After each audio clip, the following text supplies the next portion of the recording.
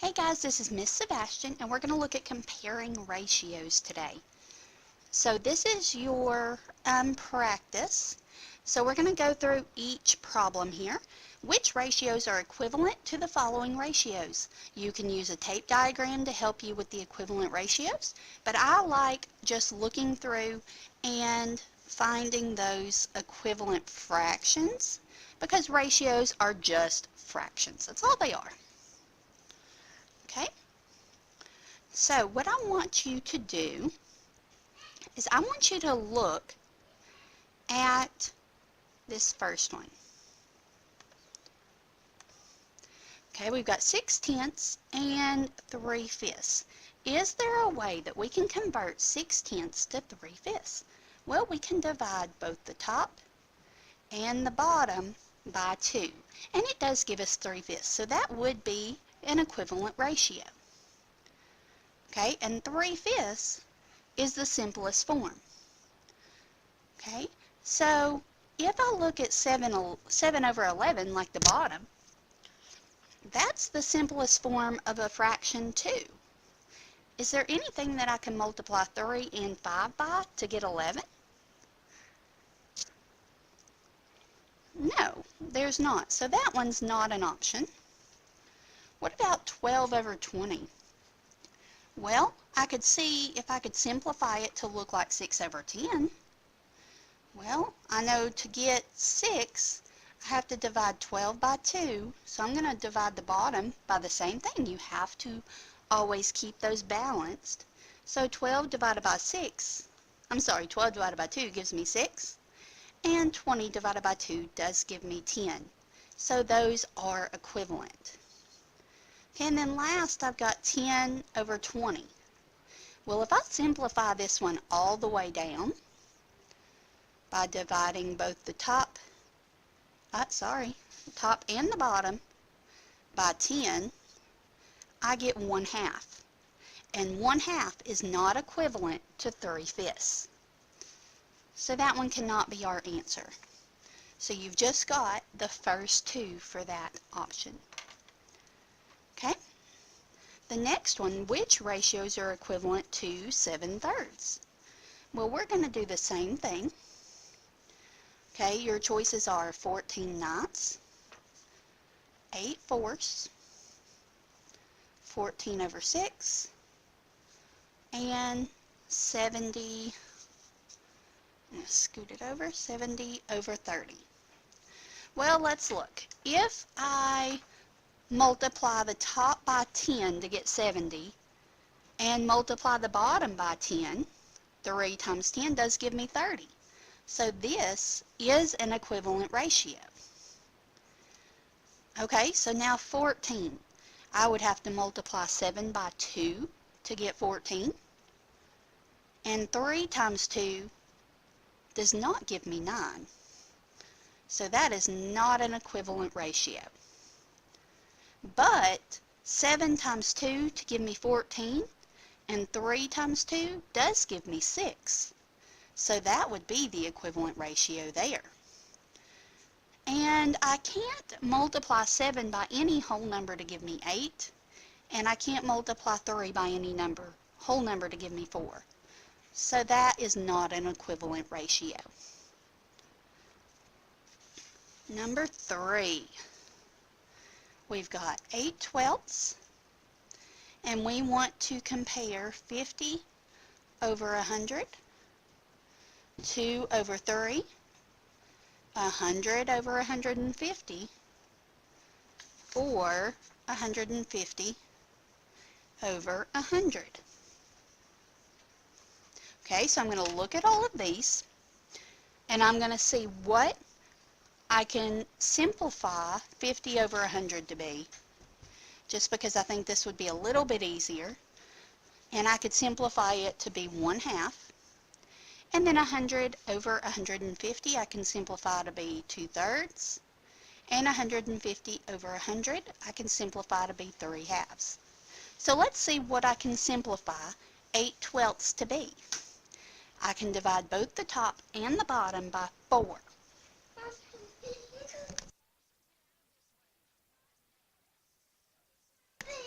Okay, if I divide both the top and the bottom by 4, I get 2/3. So I know that any that are equal to 2/3 are equivalent ratios. So 2/3 by itself is an equivalent ratio, and 100 over 150 is an equivalent ratio. Okay, number 4. Are the ratios equivalent?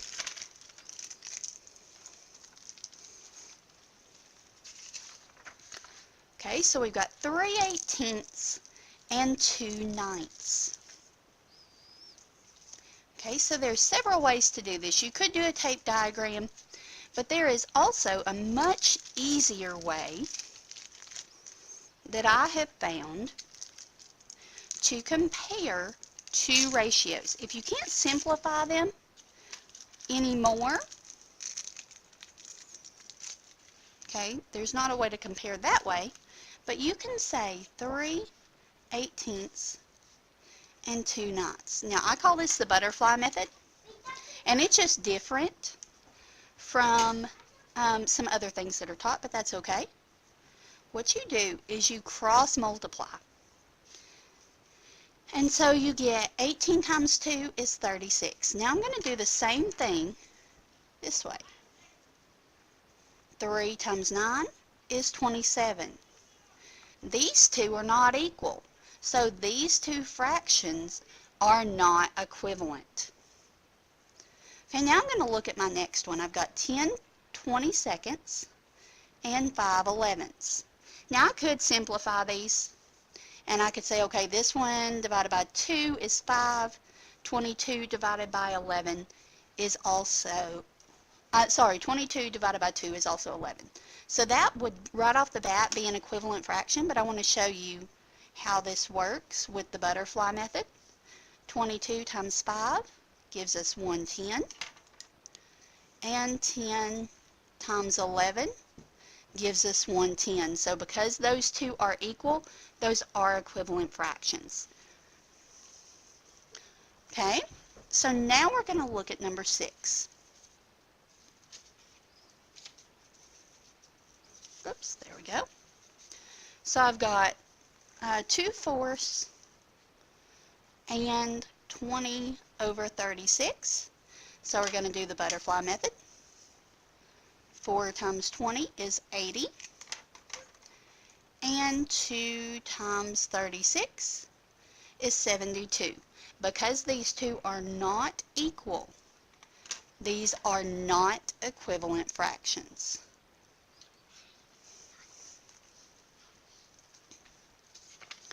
Okay, let's look at number 7. A 3-pack of notebooks cost $4. So 3-pack is $4. How much does a 6-pack cost, or 6 of the notebooks? Well, we could also set up a set of equivalent ratios. Okay, and we want to know this amount. This is also called a proportion. We'll talk more about proportions later. But all you're going to do is you can cross multiply. 4 times 6 is 24. So I need to know what times 3 gives me 24. Okay, so I could even set up an equation and then divide by 3. Okay, and I would find out that this would equal 8. I could also look here and say, okay, I know 3 times 2 gives me 6, so I'm going to multiply the bottom by 2 and get that equivalent fraction. So you could find out that these were $8. Okay, this next problem, I'm going to read it off this other paper.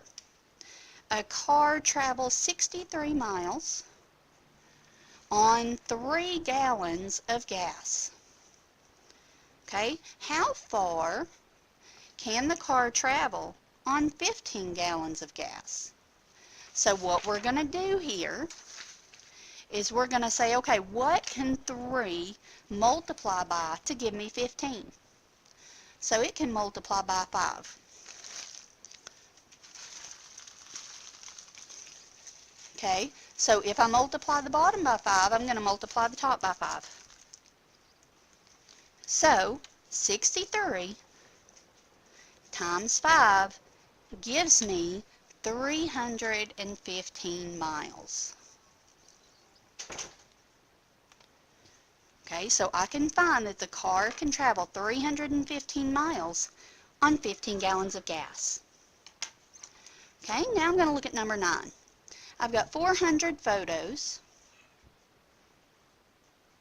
into 8 albums. Okay, how many photos can they have in 3 albums? So this is a good one that you could use the butterfly method, or you could simplify this down to 1 and say, okay, how many photos are in each album? So I could say, okay, 400 divided by 8. If I did 400 divided by 8, I know that there are 50 photos in 1 album. So how many are there in 3? Well, 3 times 50 gives me 150 photos. Okay, if you had done the butterfly there, you would have said 400 times 3 is 1200 and divide it by that 8. Okay, because 8 times 150 would give you 1200. Okay, so now number 10 says, drag the choices in the boxes to correctly complete the table of ratios equivalent to 1 to 4. So I'm going to put that up here. Okay, so 1 to 4, 1 times what gives me 3? Well, that'd be 3. So if I had to multiply by 3 to get here, I have to multiply the 4 by 3 as well, and I get 12. Okay, so I have to multiply 1 by 6 to get 6, so 4 times 6 is 24. The thing to remember here is just to make sure that you are multiplying the same number every time. So 1 times what gives me 4? Well, that's 4, and 4 times 4 gives me 16. 1 times 8 gives me 8, so 4 times 8 gives me 32. And I'm done there. Okay, we're going to do the same thing to number 11. This one is 1 to 6. So 1 times 6 gives me 6. 6 times 6 gives me 36. 1 times 2 gives me 2. So 6 times 2 gives me 12. 1 times 4 gives me 4. So 6 times 4 gives me 24. 1 times 5 gives me 5. So 5 times 6 gives me 30. And I'm done with that one. Okay, number 12, find the ratio of y over x. So if these are my y's, these are my x. Okay, so this one, I'm going to take the first one, 5 over 4, 10 over 8, but I could simplify that to 5 over 4. So that's going to be my answer. Okay, same with this one. I'm going to do 6 over 8, y over x would be 6 over 8. I need to simplify that as far as it'll go by dividing by 2. So that will be 3/4. Okay, so now it says select from the drop-down menu to correctly complete the statement. So the ratio of table A is that less than, greater than, or equal to table B. So it's 5/4 less than, greater than, or equal to 3/4. That's going to be greater than. Okay, and number 13, let's see. We've got 3 to 9. Sorry, you can't see that. 3 to 9. So if I simplify that and divide both of those by 3, I get 1 to 3. So that tells me what I'm going to do here. So 1 times what gives me 2? Well, that's 2. 3 times 2, that gives me 6. So I'll solve one blank. Oh, but wait, now it's going to take me to the right side. So I've got to say, okay, 3 times what gives me 15? 3 times 5 does. So I'm going to multiply 1 times 5 and get 5. Okay, and then it wants us to plot all of those ordered pairs on the coordinate grid. So I'm going to put it back up here, and I'm going to bring these down. We've got X and Y, 3 and 9, and 5 and 15. So I just brought those down so that we could focus on this. So what I'm going to do is I'm going to go to the right 2. You always go left to right first, and then up 6 and put a spot. Okay, then 3 ninths. So I'm going to go over 3 and up 9. Whoops, sorry. That's why you don't use a pen in math. And then 5 15. So I'm going to go up over to 5 and up to 15. And you have your coordinates on there. Number 14, you got 4 sevenths and 5 eighths. Now this is something really cool about the butterfly method, is you can see which one's bigger. Okay, just by doing your cross multiplying. 7 times 5 is 35. 4 times 8 is 32. Make sure you put them up at the top, because that tells me that this fraction is bigger. Okay, so I can put my less than. I can do the same thing with any set of fractions. So I'm going to do the butterfly. 15 times 17 is 255. And 14 times 20 is 280. So 14 fifteenths is bigger. So 14 fifteenths is greater than 17 twentieths. Okay, let's look at number 15. It's the last one on here. We've got 2/3 and 3/5. So we're going to cross multiply. 3 times 3 is 9. 2 times 5 is 10. So 2/3 is bigger than 3/5. You could also find the common denominator and judge it that way, but this is my preferred method to do this. But you could do it the other way. Okay, so 60 times 3 is 180. And 36 times 5 is 180. Oh, these two are equal. So that means those two ratios are equal. So that's how you are going to compare ratios.